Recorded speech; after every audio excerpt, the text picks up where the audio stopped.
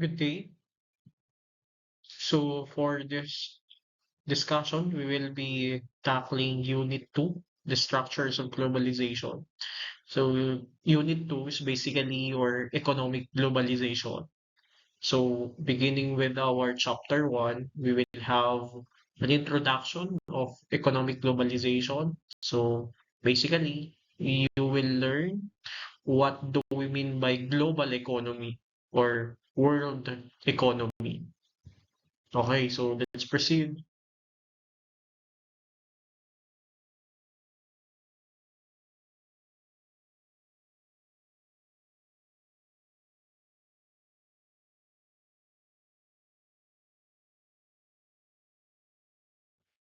So here are the objectives of this discussion. So first, we will define what is economic globalization, and you will understand the dimensions of economic globalization. Ano ba yung mga bahagi o parte ng economic globalization?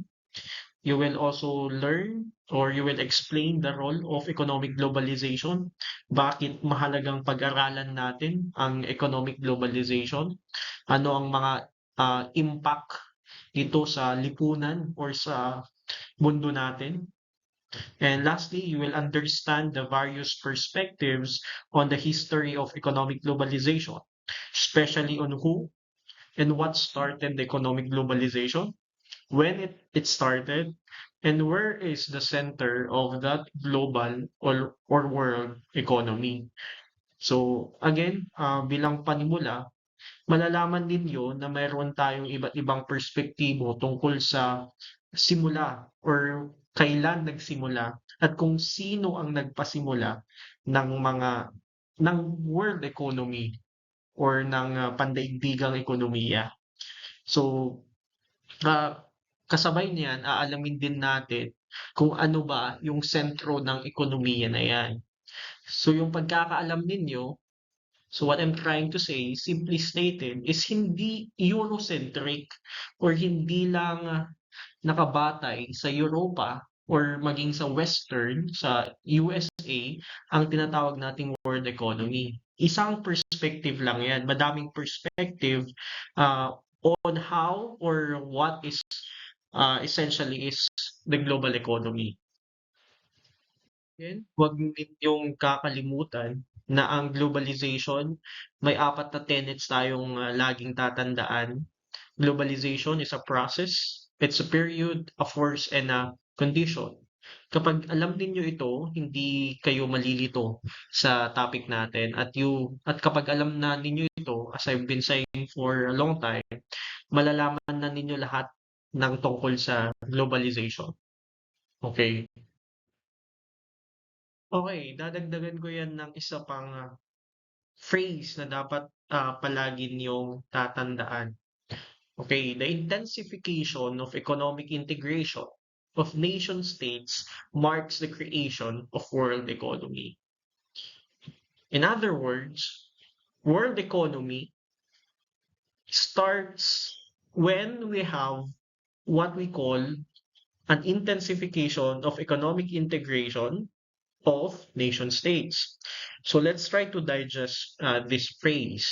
Okay, so intensification. So sinasabi nito, it implies that there was already an economic integration before, or there were already economic integrations before. However, what changed now in the globalization era is that it intensified.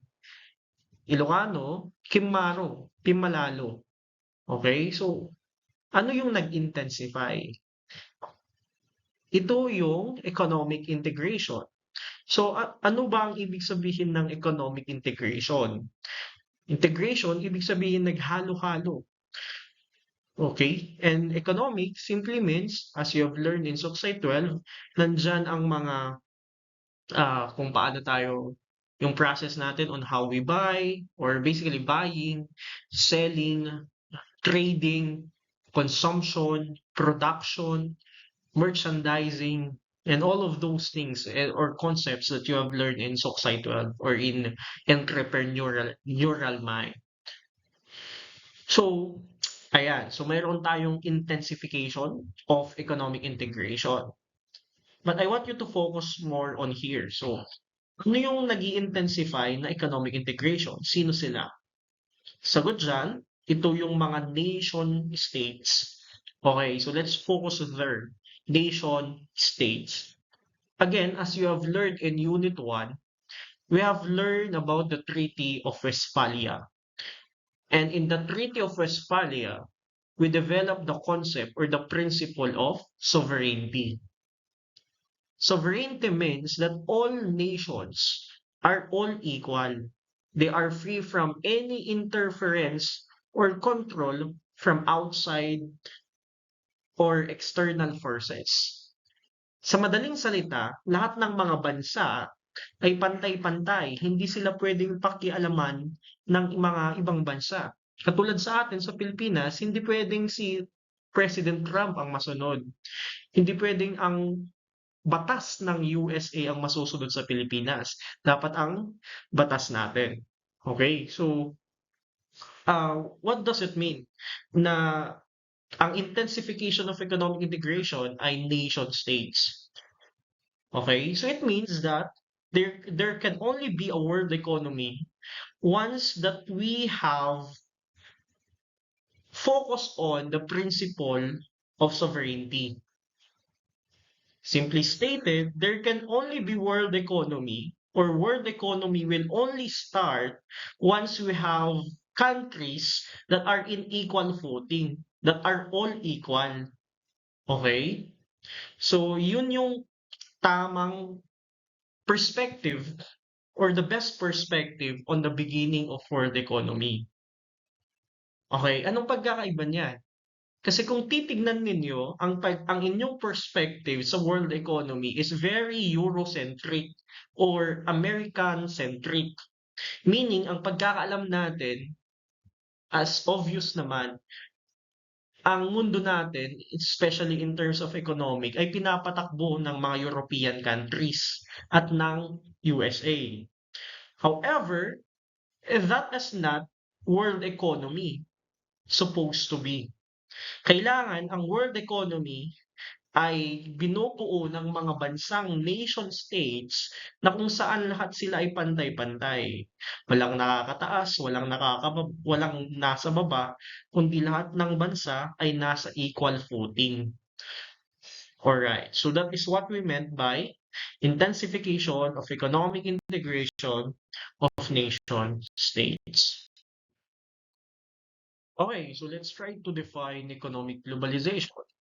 So first of all, it's a historical process, which is the result of human innovation and technological progress. So madaling salita, kasama ang technologies at mga scientific innovations natin sa economic globalization. Parte ito. Okay, so economic globalization also refers to the increasing integration of economies around the world. So, as you've learned in your activity number 1, these are basically your economic activities between nations all around the world. So, particularly through the movement of goods, services, and capital across borders or between nations all over the world. So, what do we mean by goods? So, these are your products. Okay, so ayan, activity number 1 nga. So nandyan yung mga cars, nandyan yung mga sapatos natin, mga phones natin, technologies, even yung mga everything, mga gamit natin sa banyo, sa kusina, mga pagkain sa ref. They are what we call movement of goods. How about services? Services, nandito yung manufacturing ng Southeast Asia. Sabi ko nga, tayo sa Southeast Asia, we manufacture electronic products and shoes and clothings. Okay, in Africa, they mine golds, coppers that will be used as a raw material for making our technologies, our phones. And then capital. What do we mean by capital? This is basically your money, your resources. So that's why we have what we call stock exchange rate, okay, yung palitan ng US dollar, for example. Nandyan din yung mga cryptocurrency natin. Nandyan din yung mga stocks ng mga multinational companies. So all of these things are part of what we call economic activities. And this definition is according to IMF or the International Monetary Fund. Okay, so in short, it's simply the functional integration between internationally dispersed activities. So itong mga economic activities na to, yung movement of goods, services, and capital, mayroon silang integration. At ang silbi nito or ang function nito ay magre-resulta ng tinatawag nating economic globalization. Okay, so another definition. Yung definition ng IMF ay kulang, basically.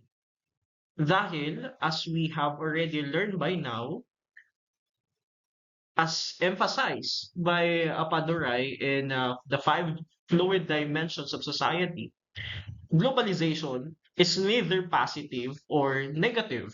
It can be both, depending on your perspective. Okay, so sa madaling salita, kulang ang definition ng IMF dahil kailangan nating idagdag hindi lamang yung positibo, pero yung idagdag din natin yung mga negatibong epekto ng economic globalization. Dahil diyan, nandito yung isa pang definition. Okay, so economic globalization involves a wide variety of processes, opportunities, yan yung mga positive, and problems, negative obviously, related to the spread of economic activities among countries around the world. Again, ano yung mga economic activities na yan? These are your movement of goods, services, and capital across borders. Okay, so ano tong mga problems nito? Tignan natin sa mga pictures na to as examples. Okay, World Bank. Obviously, positive ang World Bank in the sense that it was created in good faith. So, a konting history lamang. Ang World Bank, ginawa natin yan or binuo natin yan pagkatapos ng World War II, kasunod ng United Nations. Okay, so ang purpose nito ay para magkaroon ng economic balance all over the world. Okay? So, tutulungan ng World Bank ang mga bansa that suffered after the World War II. Alright. However, as we can now observe, ang nangyari ay yung mga bansang pinautangan ay hindi naman naging mayaman. Mas lalo lang silang naghirap or nalulung sa utang katulad ng Pilipinas. Okay? So, as you have learned siguro or naririnig ninyo, sabi nga natin, we have what we call generational debt, DEBT. Pero pwedeng gawin nating generational death, DEATH. Kasi nga, kahit patay ka na, may utang ka pa. Okay? Kahit yung apo ng apo mo, may utang dahil sa mga madaming utang natin. Utang ng Philippine government sa World Bank at iba pang mga bansa. Okay, punta tayo sa sunod na picture. Nandito yung picture natin na ginamit natin noon sa discussion natin sa economic exploitation. Again, balikan natin. Itong mga phones natin, are obviously positive. They brought a lot of positive things to us. Okay, communication, AI, okay, everything is now accessible, right? However, sabi nga natin, ilang mga African child ang nagsasuffer para lang mag-mine ng mga raw materials na gagamitin sa mga phone na to. Diba? So in the name of capitalism, in the name of having these gadgets, we sacrifice the conditions of these African people. We sacrifice these African childs, essentially. Right? So, ganun din. And the third picture, okay, this is a factory in Southeast Asia. So, sabi nga natin, ang Southeast Asia ay home ng madaming manufactories. Tayong gumagawa ng mga branded na damit at sapatos na yan. Even yung mga technologies na yan, electronic products na yan. Pero ilan lang ang sweldo ng mga 'to compared sa bilyong-bilyon or trilyong kinikita ng mga multinational companies na ito. Okay, so these workers are only earning minimum wage. Okay, so napaka-unfair naman 'yun, 'di ba? So, ayan, nandiyan din ang internet, ang 5G, ang AI. Okay, I will not speak no longer of these negative effects. We've already learned that by now. And obviously, you know them. Oh, you know these negative effects. Okay, so ayan. So basically, these problems are irreversible trend. Hindi na natin to may babalik pa or hindi na natin to maiaayos 100%. Because again nga, ito ay part ng evolution. Ito ay part ng ating globalization process. Okay? Katulad ng climate change at ng global warming. Right? Because we are progressing as a nation with all of our technologies. Okay? But with technologies comes carbon footprints. And with carbon footprints, increase of greenhouse gases. And of course, we already know uh, the increase of greenhouse gases causes global warming and consequently climate change. Ayan, so sa madaling salita, kailangang i-include or isama natin sa definition ng economic globalization ang mga negatibong epekto nito. Hindi lamang ang mga positibong epekto nito. Okay? Okay. One last definition. Sabi ko nga kanina, magkakaroon lamang tayo ng economic globalization kapag mayroon na tayong nation states or kapag nakatuon na tayo na ang lahat ng mga bansang kasali dito ay pantay-pantay, walang lumalamang. Okay? Ang tawag natin dito ay organic system. Okay? So what do we mean by organic? Okay, obviously, hindi to kontrolado, hindi to pinakialaman, hindi to sapilitan. It comes naturally. Okay? So voluntary. Ibig sabihin, sa madaling salita, magkakaroon tayo ng economic globalization kung voluntary yung pagtutulungan o yung integration ng mga bansa. Hindi dahil gusto nilang lumamang, hindi dahil napipilitan sila. Okay? Mayroon lamang tayong totoong economic globalization kapag may organic na. Kapag talagang ang purpose natin ay magtulungan at gumawa ng tinatawag nating market integration. Okay, ang economic globalization ay mayroon ding 4 na dimensions. Okay, ito yung mga goods and services. Alam na natin yan. Financial and capital markets. Okay, so you have here mga foreign direct investments, stock exchange, currency exchange, tariff rates, all of those things. Okay, nandyan din ang technology and communication, and of course, production. So these 4 are your dimensions or these are parts of economic globalization. The role of economic globalization. Sa madaling salita, kailangang pag-aralan natin ang economic globalization kasi nga, kung babalikan natin ang konsepto ng neoliberalism, ang mundo natin ay umiikot sa pera. Our world is run by capitalism, right? Okay, so uh, yung ang expression natin, ang totoong kalayaan ay ang pagkakaroon ng pera. 'Di ba? Hindi tayo nakakagalaw pag wala tayong pera. 'Di ba? Hindi makakuti, hindi makapangan, hindi makapasya, kasi awang kwarta tayo. So that's basically neoliberalism. Okay, countries are run by capitalism. Countries are competing with each other. Sadly, unfortunately. Okay, so it's important for us to learn economic globalization because this will be the key for understanding many of our problems. Okay, inflation, uh, mababang pasahod sa mga workers, pati yung mga problema natin in terms of politics. Bakit nag-aaway ang USA at China?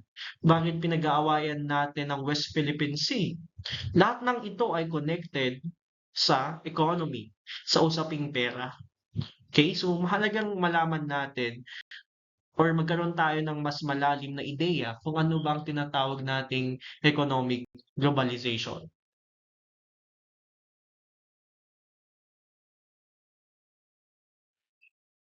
Okay, so we go now to the history of economic globalization. So first of all, I want to emphasize that the perspective wherein we believe that our world economy is centered on the American and the European Union economy are just one perspective of the many perspectives with regard to the economic globalization and to particularly to the global world.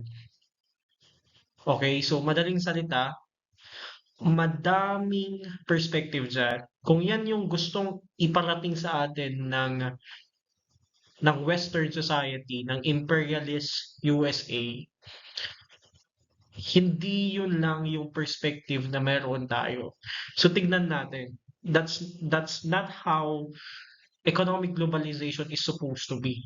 Okay, so that's our purpose here, to know the other perspectives with regard to the beginning of the economic globalization. Okay, so first here is the continuous development of the world system by Andre Gunder Frank and Barry Gills or Barry Gills. So, ni Gunder Frank, just a konting background as a sociologist and economic historian. Si Gills naman isang social scientist mula sa UK at ang kanilang main argument is that our connected world can be traced back 5,000 years ago. So they want to emphasize that yun nga, may matagal lang may connections tayo with the rest of the world. Okay, Frank later on suggests na yung single global economy, yung tinatawag nating world economy, started in the 1500s. Okay, let's recall, anong nangyari noong 1500s? Ito yung panahon na nagsimulang mag-explore ang mga European nations in the Pacific, in the Americas, and in Africa. So alam natin yan. That's the first phase of globalization according to Robertson. Balikan ninyo yon. Okay? So, ayan, tignan pa natin. Okay, let's continue. So let's answer these four questions. Sabi ko nga, this is your objectives. Let's answer these four questions. So when did it started? So sabi nila, itong global economy na ito or itong economic globalization na ito nagsimula noong 1500s. Yan yung European exploration and expansion. Okay? Who started it? Of course, obviously, the Europeans. Okay? It's particularly the Spanish, the Portuguese, later on the UK or the British Empire, and then the Dutch or Netherlands as we call it now. Okay, so what started it? The worldwide division of labor and multilateral trade. Ayan. But basically, it started with multilateral trade. Okay, balikan natin yung kasaysayan natin. 'Di ba? Ang rason kung bakit napadpad itong mga Espanyol dito sa Pilipinas ay dahil daw hinahanap nila yung Spices Island that is in Moluccas or Malaysia. Okay, so basically matagal na.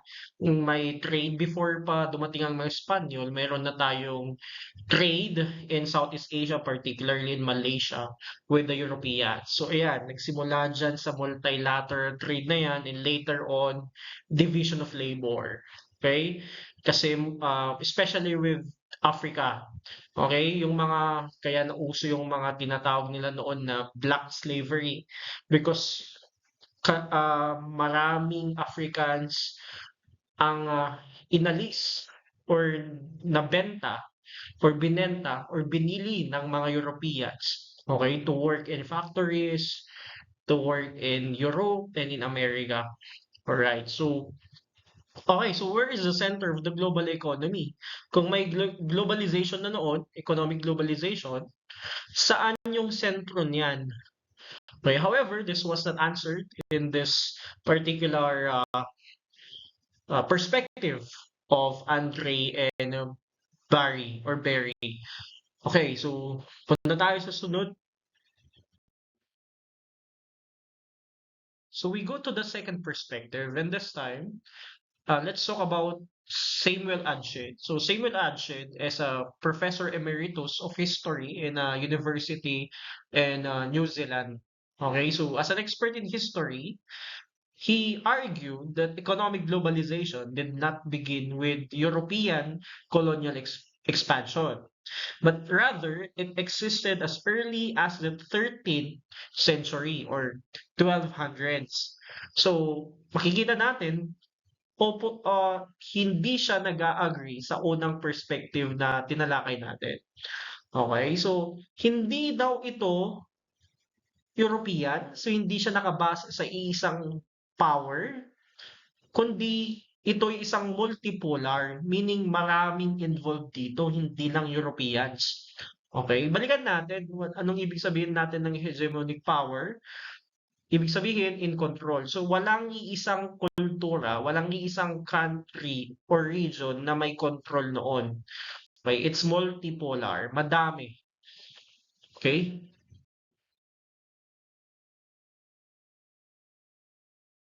So multipolar ang nag-create daw ng economic globalization na ito, ng world system na ito.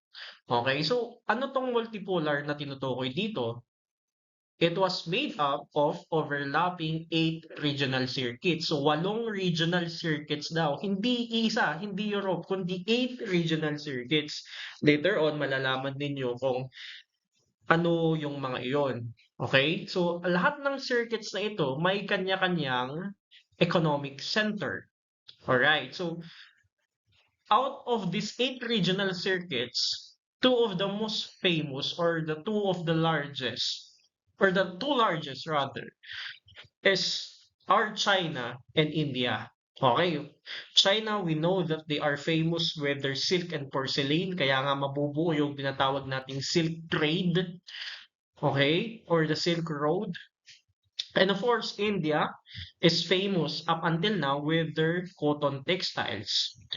Okay, so ito yung mga pangunahing products that were the reason of this global commerce or this global trade.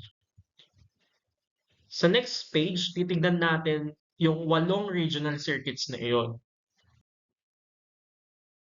Alright, so you see here the 8 regional circuits that all together created what they called a 13th century world system.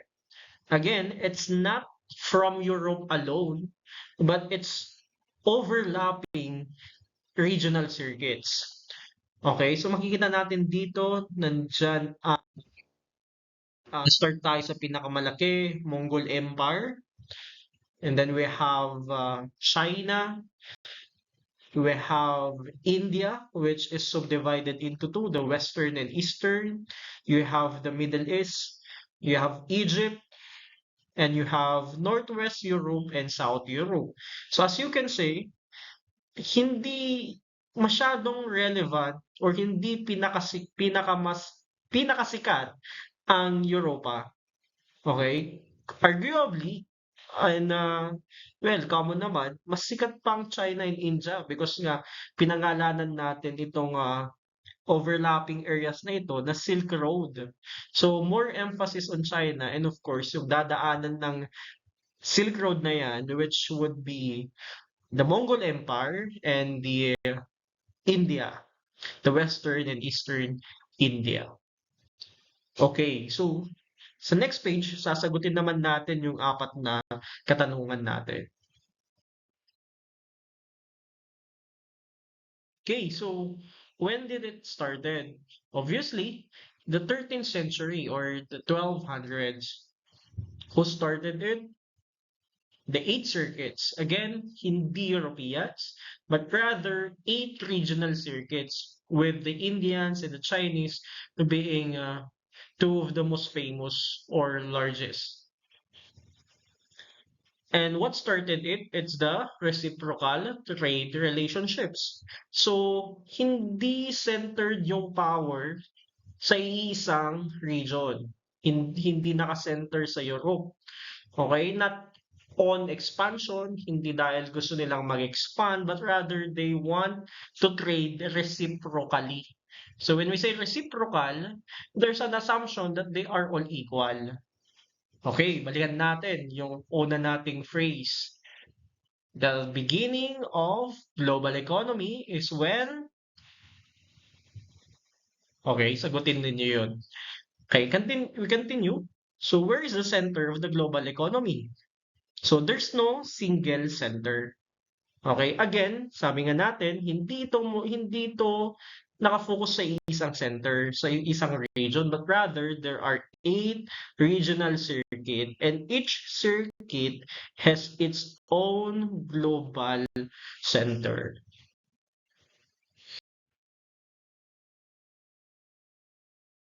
Third perspective, mula naman yan kay John M. Hobson. Okay, so isa siyang political scientist at isang professor ng politics at international relations sa isang university sa England. Okay, so isa sa mga books niya ay may title na The Eastern Origins of Western Civilization. So doon pa lang makikita na natin na yung kanyang perspective is actually similar with the second perspective. Okay, ganito yung kanyang argument. Ang Western civilization, ang kanyang origin ay East. Okay? So in other words, yung global economy natin na ang buong akala natin ay sinimulan ng mga Western civilizations, ay actually, kung titignan natin sa history natin, ay sinimulan pala ng mga Eastern civilizations. So, multicultural origins yung global economy natin, with the focusing on with the Asian civilizations like China, India, the Middle Eastern civilizations, and also Africa. Okay? So, the foundations of the global economy were not Eurocentric, not from Europe, but resulted from the interconnectedness of various civilizations shaping global economic structures between 1500s and 1850.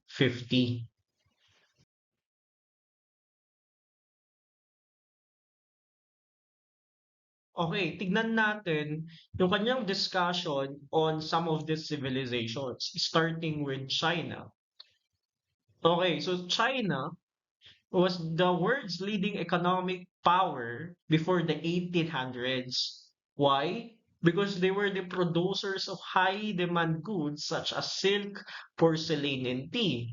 And we all know that silk, porcelain, and tea are now more associated with the royalties of Europe. Okay? So, nagigets nyo ba? Yung mga ina-associate natin na pop culture, na mga bagay with Europe, especially with the royalty, ay galing pala or started pala from China. Ayan. Okay? And also, they were a global manufacturing hub because they were supplying goods to European markets, itong mga silk na to, porcelain and tea, in exchange for silver from the Americas. Okay, alam natin na yung Americas at that time was conquered by the Europeans, was colonized by the Europeans. Okay, so Even yung mga ina-associate natin with Western civilization, sabi ko nga, like paper money, credit systems, and even yung shipbuilding were actually innovations of China.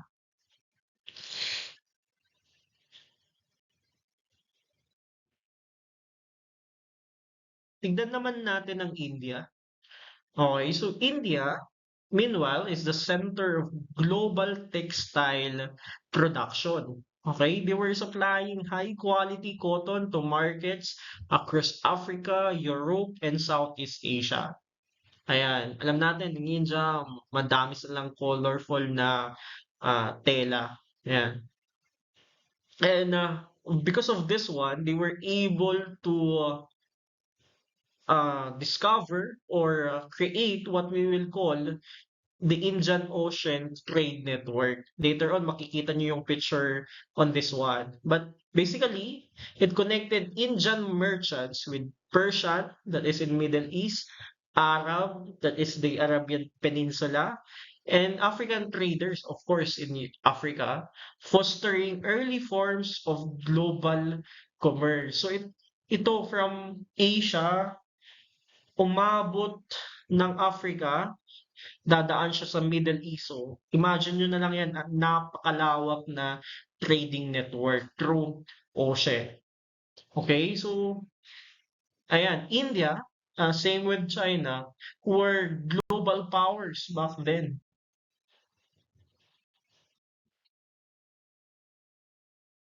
Middle East and Africa. Middle East played a critical role as a trade and financial hub linking Asia, Africa, and Europe through land and maritime routes. So alam na natin yan, maganda kasi yung geographical location ng Middle East. Kasi in between siya ng Africa, ng Europe, at ng Asia. Okay, so kung titignan natin, madami or marami sa mga sibilisasyon na napag-aralan natin noon sa kasaysayan, ang mga pinakamayaman dyan, okay, magmumula sa Middle East. Okay, so what I'm trying to say is, di Europe ang pinakamayaman noong unang panahon, kundi Middle East. Okay, African kingdoms such as Mali and Songhai supplied gold, ivory, and other valuable commodities to global markets, influencing European monetary systems. Okay, so alam natin na ang Africa ay mayaman sa mga natural resources tulad ng gold. At alam din natin, and later on we will discuss further, that Europe, yung currency or standard ng currencies ng mga European nations ay nakabase sa gold. Okay? Noong unang panahon nga, gold ang ginagamit na currency nila, di ba? So, yung pinagmamayabang na currencies ng mga European nations na to, na sign daw na sila ay civilized nations, ay galing pala sa mga African kingdoms. Okay, just a little trivia. Ang Mali, one of its famous rulers is a man named called Masa or Mansa Musa. Okay? Sino ba si Mansa Musa? He, he, he will be, kung i-convert natin yung kanyang net worth noon, sa present day, he will be the richest man of the whole earth. Ayan, mas mayaman siya kaysa kay Elon Musk kung i-compare natin. Ganun kayaman ang Mali Kingdom. Okay, ang Songhai naman, ito yung successor ng Mali Kingdom. Okay, so similar lang sila. So what I'm trying to establish here is that Africa, hindi yan poor. Okay, ang Africa was at least a rich uh, region. Okay? So taliwas yan sa mga alam natin or assumption natin na tinuro ng Western education sa atin. Okay, so sagutin na natin. So when did it started? So similarly sa first perspective, 1500s. However, ang pinagkaiba, who started it are not the Europeans, but actually, again, it's multicultural because it was started by the Chinese, by the Indians, but by the Middle Easterns, and the Africans. Okay, what is the reason? What started it? It's multicultural traits. Okay, so it's not to expand, it's not to colonize, but to have trades with other culture, with other regions. Okay, so where is the center of this global economy? Again, it was not clearly stated, but it can be inferred that the center of this is the Middle East, wherein siya yung magiging intersection ng lahat ng mga tinutukoy dito na civilizations. Okay, so again, medyo similar or a supporting perspective with the last two that we discussed is from Peter Frankopan. Okay, Peter Frankopan is a British historian and a professor of global history in the United Kingdom. Okay, so he argued basically that Silk Road is the center of the world. Okay, during the Middle Ages, there were already a connected world, a global economy, and its center was in Central Asia. Okay, Central Asia is the location of the Silk Road. Why Silk Road? Because it facilitated trade between the West and the East. So it connected both worlds. Okay? So just a little of connection here. Yung Silk Road, the new Silk Road, yung China's Belt and Road Initiative, ito yung economic policy na ginagawa ngayon ng China at the present day in the modern age. Okay, parang binabalik daw yung Silk Road nung unang panahon. So, and simply stated, China ginagawa yung kanyang best para maging center ulit siya ng world or ng global economy natin. Okay, so later on pag-aaralan natin yung China's Belt and Road Initiative sa other units. But this time, again, Frankopan, according to him, the center of the world is not Europe, but it's Central Asia, particularly the Silk Road.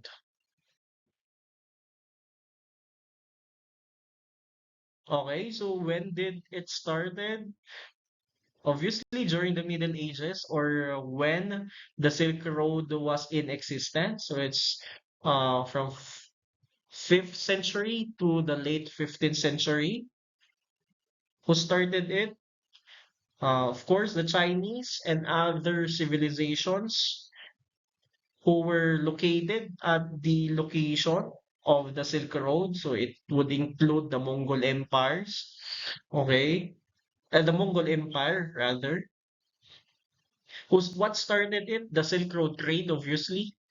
Okay. So again, ang pangunahing product dito ay yung silk.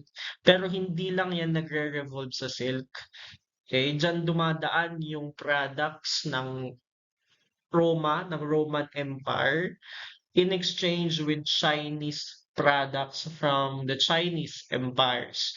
And with, of course, nandiyan na din yung Indian empires, mga Southeast Asian kingdoms at that time. So it was a vast trade of goods and services. As we've discussed before, Silk Road facilitated not only economic trade, but also affected or influenced religion, politics, and a lot of things. Okay, so where is the center of this global economy? Again, Central Asia, particularly the Silk Road. Okay, so we have here an illustration of the Silk Road and the Indian Ocean trade networks. Okay, so the pink one or orange is your Silk Road, and the blue lines are the Indian Ocean trade networks. Okay, so the Silk Road was the means by which trade moved overland between the Middle East here and China. Okay, and it reaches as far as the Roman Empire in Europe and in Africa. Okay, so ship also sailed directly from the Arabian Peninsula across the Indian Ocean, okay, thanks to what they call the trade winds. Overland and sea commerce grew after the Islamic conquest of the Middle East and Central Asia from the 600s after death. Okay, individuals of diverse backgrounds and religions took part in the trade between the Middle East and China. So you have here the Jews, okay, the Christians, the Muslims who traded in China, in India. Nandyan ang Buddhism, Hinduism. So essentially what we are trying to establish here is that this was a vast network connecting not only trades, not only silks, but more than that. It included culture, it included religion, it included politics, and beliefs, and philosophies. Okay, even music, even arts. So it's really vast. Okay, so alam natin, Silk Road, ang pinaka-focus dyan, the most tangible product of that is the silk. But obviously, we already learned that in India, we have the textiles, and in Southeast Asia, you have spices, okay, and other luxury items. Okay, so other goods and technologies that came from China include paper making, gunpowder, compasses, okay, which were uh, common in Europe. Okay, so Islam, Christianity, and Judaism came to China from the Middle East via these roads. Okay, so sa madaling salita, ito yung naging basis ng second, ng third, at ng fourth perspectives na pinag-aralan natin. As you have observed in the first illustration, although it is called Silk Road, focusing maybe on China, but a vast majority of that Silk Road actually belongs to the Mongol Empire. Okay, so here is a map of the Mongol Empire at its greatest extent in the year 1259. Ayan, so because of the Mongol Empire, nagkaroon tayo ng Silk Road that connected again the West with the East. Okay, so fifth perspective belongs to Adam Smith. And as many already know, Adam Smith is the father of capitalism, or the father of economics. Okay, so according to him, the discovery of America provided Europe with access to vast resources, yan, including gold, silver, and agricultural products, stimulating European economic growth. Sa madaling salita, yung pagka-discover ng Amerika or yung pagka-colonize ng Amerika mula sa kamay ng mga kolonyalistang Europeans na ito, ang magiging dahilan kung bakit ang mga Europeans rather, ay magiging mga merkantilista or mga kapitalista. Okay? Again, ang dahilan ng pagyaman ng Europe ay dahil sa Amerika. And another one is the new sea route to Asia through the Cape of Good Hope broke the monopoly of overland trade routes controlled by Middle Eastern and Venetian merchants, reducing costs and increasing trade efficiency. Okay, so ganito kasi yan. There was a point in our history wherein the Middle East were controlled by the Ottoman Empire. Okay, and other smaller kingdoms. So basically, itong mga Europeans, hindi na sila makakadaan sa dating Silk Road.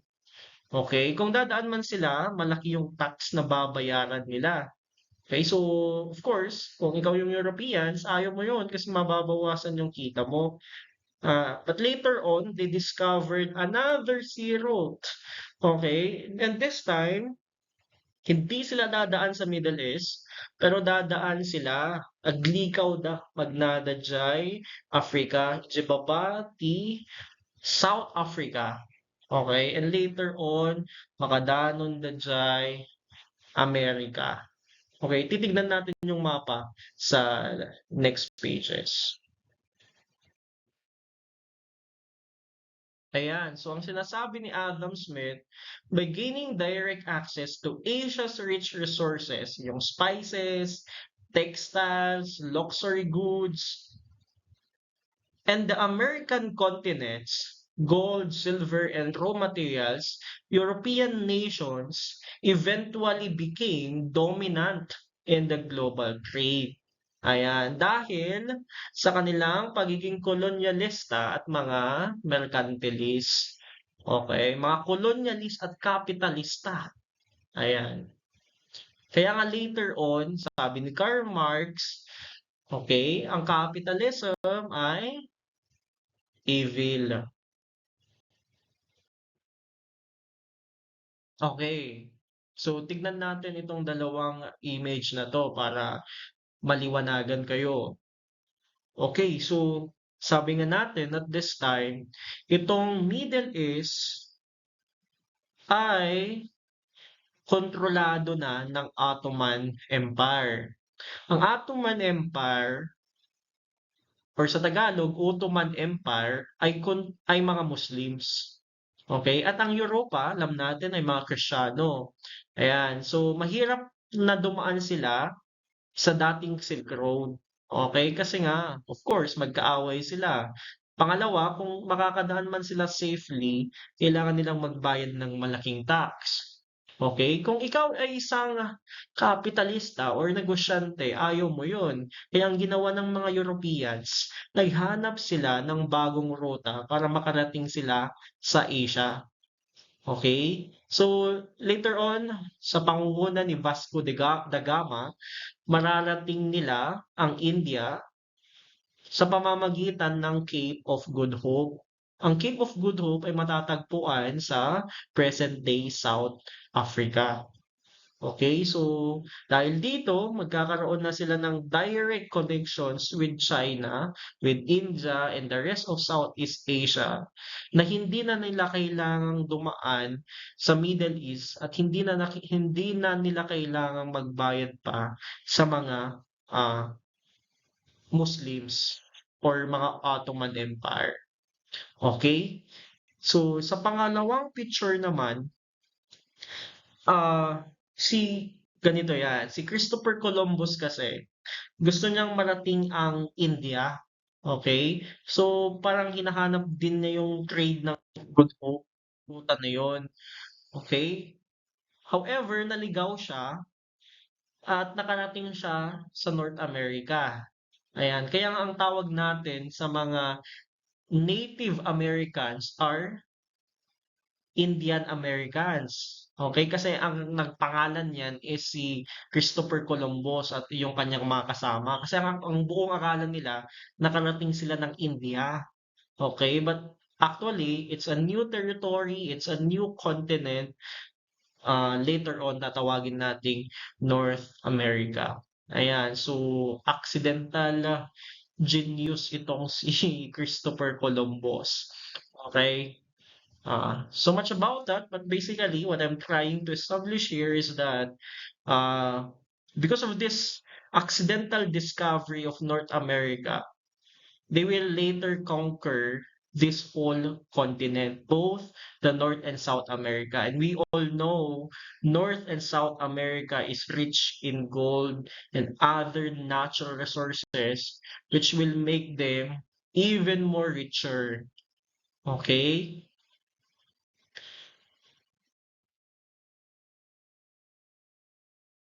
Okay, so again, the discovery of the Cape of Good Hope and the discovery of Americas will pave the way for the European nations to become one of, not one, to become the most dominant global figures, especially in world trade. Okay, so the first nation or the nation who will benefit the most from these discoveries is the British Empire or the Great Britain. Okay, because at one point they were able to control almost one-fourth of the entire total lands area. Okay, one-fourth ng Earth, ng lupain sa Earth nasa kamay ng mga Great Britain. Imagine that. That is how vast, okay, yung territory ng Great British Empire. Okay, so as you can see in this map, they were able to have control over territories in the um, Atlantic Oceans, Indian Oceans, Pacific Oceans, Africa, India, okay, some part of the Middle East, Europe, ayan. Okay, so napakalaki. And as you can see in this illustration, they were able to import tea and silk from from China, textiles, cotton textiles from India, okay, silvers, golds, coffers from Africa, spices from the Southeast Asian nations, and of course slaves from America, from Africa. Okay, so napakalaki. This trade is so vast. Okay, as you can see. Ayan. So another one, another important lesson that we have to learn from this one is hindi naman actually talaga na Great Britain ang may control sa mga lupa na ito. Ang reason talaga kung bakit they were able nga to control one-fourth of the entire Earth, okay, is because of a company called the East India Company. Okay, yung crown, yung government ng Great Britain, indirect lang. Most of the time, indirect lang yung kanyang connections, yung kanyang control sa mga territories na ito. Yung direct control, yung mismong control, binigay yan sa kumpanya na ito, sa East India Company. Sino ang mga members ng East India Company? Ito yung mga nobles, merchants, businessmen, basically the rich people of Great Britain. Sa madaling salita, ito'y isang kumpanya. Okay, they have stocks. They have shares of stocks. Yung principle natin with corporations, with modern companies, ayan, most of these principles came from the East India Company. Okay, later on we will also discuss about multinational companies, okay, or global corporations. And as you can see, ang East India Company ay masasabi natin na isa, kundi hindi lang isa eh. Talagang siya ang una sa mga pwede nating tawagin na global corporation or international or multinational corporation. Ayan. Okay, so when did it started? Obviously, during the discoveries of America and the Cape of Good Hope. Anong taon yung mga tinutukoy natin rito? Tignan nyo na lang sa previous slide natin. Okay? So, sinong nagpasimula nito? The Europeans, obviously. Okay, and what started it? Of course, the discoveries of America and the Cape and the discovery of the Cape of Good Hope. Pero kung magiging deeper yung analysis natin, okay, na-discover nila yan kasi nga ayaw na nilang dumaan sa Middle East dahil yun nga, ayaw nilang makipag-transact sa mga Ottoman Empire at mga other Middle Eastern civilizations na kaaway nila at that time. Okay, so where is the center of the global economy? Hindi yan nasagot, obviously. Okay? Okay, the sixth perspective, this time, the Manila Galleons as the birth of globalization. Okay, so this is according to Dennis Flynn and Arturo Giraldes. So they are both professors from the University of the Pacific University in California, USA. I'm not entirely 100% sure, but Giraldes is of Filipino descent. Kung mali man ako, I'm sure that he has a Hispanic descent. Okay, so maybe South American, Mexicano, or yeah, I believe he is Filipino. All right, so itong fifth and sixth perspective are actually similar in the sense that they are both anchored on the perspective that globalization was started, or particularly economic globalization was started because of the colonial and mercantilist nature of Europe. Sa madaling salita, ang rason kung bakit mayroon tayong global economy sa fifth and sixth perspective ay dahil ang mga Europeans ay mga kolonyalista at mga kapitalista. Okay, so tignan natin. So in the sixth perspective, globalization began in 1571. So what happened in 1571? This is when Manila became a Spanish stronghold connecting the Atlantic Ocean and the Pacific Ocean, focusing on global trade. Okay, that flows bullion or silver, as we call it now, from the Americas to the Asia in exchange for goods like silk and spices that will effectively knit a global economic system.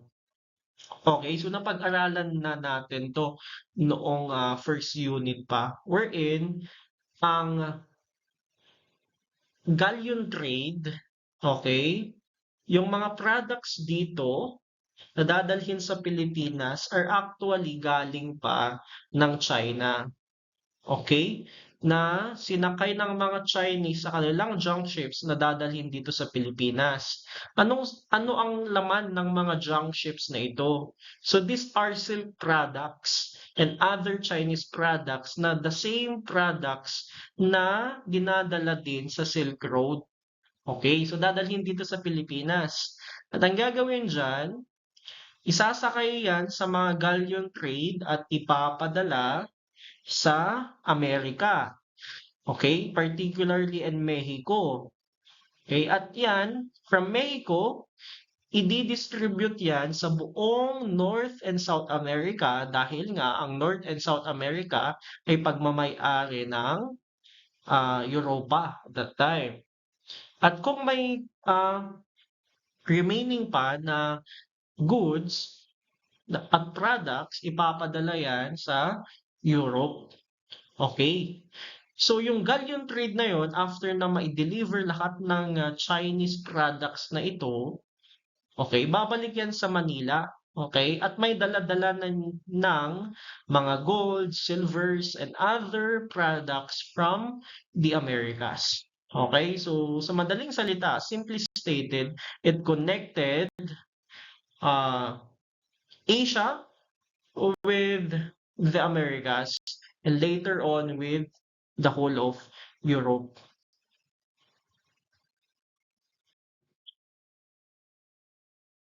Ayan, again, ito yung tinutukoy ko. So mula China, dadalhin sa Pilipinas, mula sa Pilipinas, pupunta ng Mexico. Pagkarating ng Mexico, yan ay i-distribute sa North at South America. Pagkatapos niyan, ito'y aabot sa Seville, sa Espanya, at ipapadala yan sa buong Europa. At babalik yung galleon trade na yan, babalik sa Mexico. Dala-dala yung mga American products like gold, silver. at dadating yan sa Pilipinas. Pagkadating sa Pilipinas, itong mga products na to ay makakarating ng China. Okay? And China will again distribute these American products to Japan, to India, and the rest of Asia. Okay, so sagutin na natin. The Manila Galleons as the birth of globalization. So, kailan to nagsimula? 1571. Okay, kung kailan na-establish yung galleon trade. Sinong nagpasimula nito? Obviously, are the Spanish. Okay, and what started it? The galleon trade. And where is the center of the global economy? Manila. Okay, the Philippines. Okay, so kahit man lang dito, okay, maging proud tayo. Eme. Okay, so this is the last perspective from Pierre and Auguste Chenu. So obviously, these are French couple, husband and wife, and they are French historians. And their specialty is on Latin American history. Okay, so this perspective is actually a supporting perspective of the last perspective that we discussed. Okay, so between the 1500s and the 1650, there was a race called the Carrera de las Indias. Okay, what is this race? Ito yung nag-uunahan ang mga Spanyol at mga Portuges na maghanap ng mga ruta sa Pacific. Okay, and the reason obviously is of course una to establish trade systems, especially on spices. And second is to conquer kingdoms for their own empires. Okay, so if the race to the Indies or the Carrera de las Indias will establish the first outline of a world economy.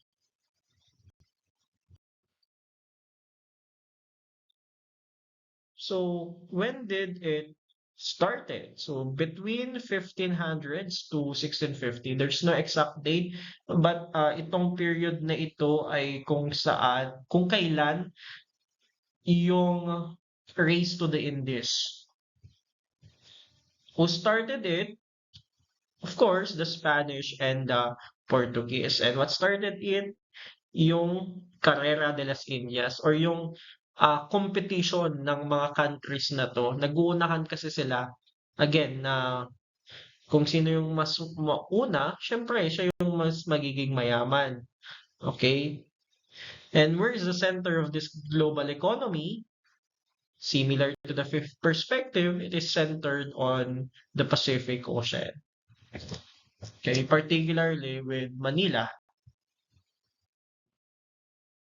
Okay, so here is an illustration of what we are discussing. So itong red lines represents the Ruta Española or the Spanish route, and the green lines represent the Ruta Portuguesa or the Portuguese routes. Okay, so again, alam na natin yan sa kasaysayan natin. Itong unahan na ito, Carrera de las Indias, ay ang magiging rason kung bakit eventually marami sa mga Pacific nations ay magiging colony ng mga Europeans. Okay? And aside from Pacific, you have the whole Americas being colonized by the Europeans. Okay, so a little trivia. Si Magellan, alam natin, ay Portuguese. Okay, so actually si Magellan ay isang failure na Portuguese sailor. Okay? Pero yun nga, as a last resort, ang ginawa ni Magellan dahil hindi siya pinundukan ng Portuguese Empire, lumipat siya sa Spanish Empire. So, of course, yung king ng Spain dahil kaaway niya yung Portuguese, dahil naguunahan sila, okay, he gave Magellan a chance, okay, to have his expedition. And the rest is history. Alam natin, dahil dito, Spain will become one of the most powerful empires at their time. So, ang Spain dati, as you will learn in your history or in your PI1, hindi naman sila noon ganyan kalakas. Mas malakas ang Portuguese. Okay? However, dahil sa decision na ito, dahil kay Magellan, ayan, as you can see in this map, mas malaki itong coverage ng Spanish Empire.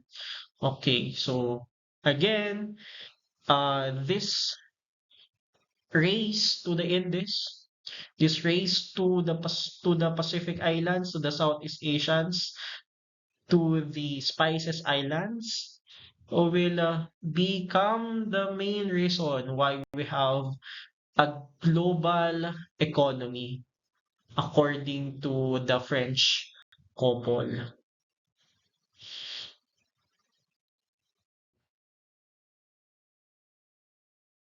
Okay, so may last pa pala, hindi pa pala yung 7 ang last. So may 8 pa pala tayo, sorry. So okay, here alam na natin 'to. Another perspective would be from Karl Marx. Siya yung founder ng Marxism or Marxist perspective natin. Again, for them, globalization is basically capitalism. And since capitalism is negative or evil per se, globalization is also negative. Okay, so according to him, global economy started with the first industrial revolution and the second industrial revolution. Itong first industrial revolution at second industrial revolution na ito yung magiging mga founding reasons wherein we will have what we call now capitalism. Ayan.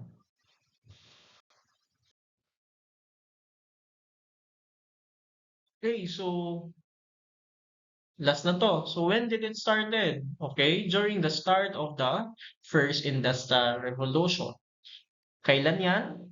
Remember our discussion on the phases of globalization according to Robertson. So who started it? The Europeans. Okay, and what started it? The Industrial Revolution and eventually the capitalism. Okay, where is the center of the global economy? Obviously, Europe. Okay, and so ito yung alam ninyong perspective. Ito yung alam ng karamihan sa atin.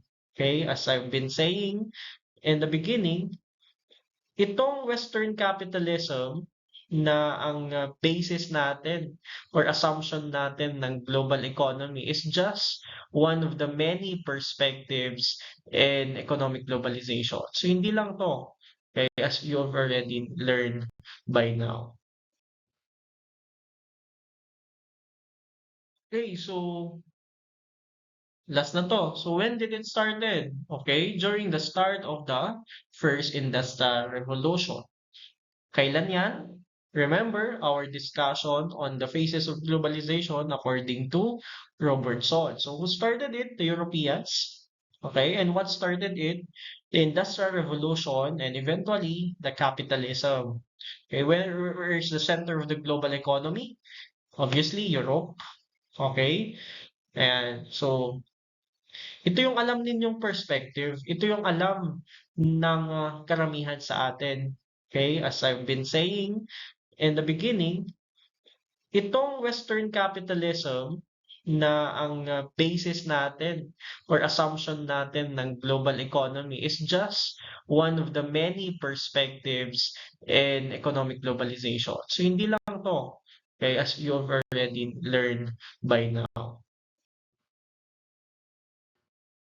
Okay, to sum it up, economic globalization is not a Western creation. Okay, and the expansion of the West narrative is debunked. Okay, hindi yan totoo. Hindi westernized, hindi Eurocentric ang world economy, ang economic globalization. Okay, arguably, pwede nating sabihin na talaga namang obviously mas makapangyarihan ang Europeans, mas makapangyarihan ang USA in terms of global economy. Pero hindi naman dapat ganun.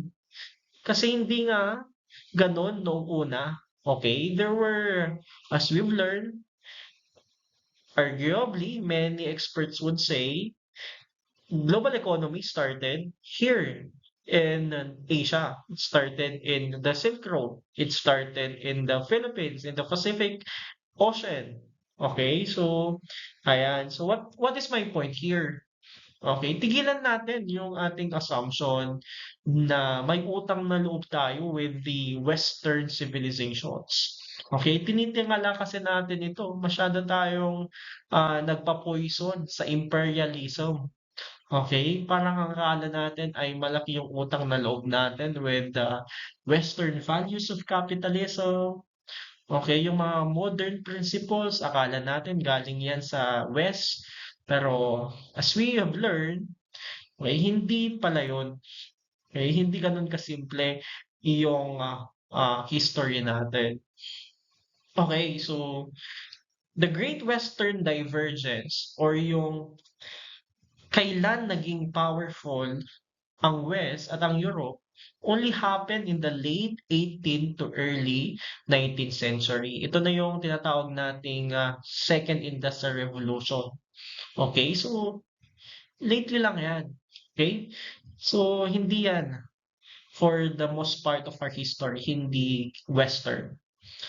Okay, so finally, economic globalization was a simultaneous global phenomenon, not a segmented one. Okay, so madami yan.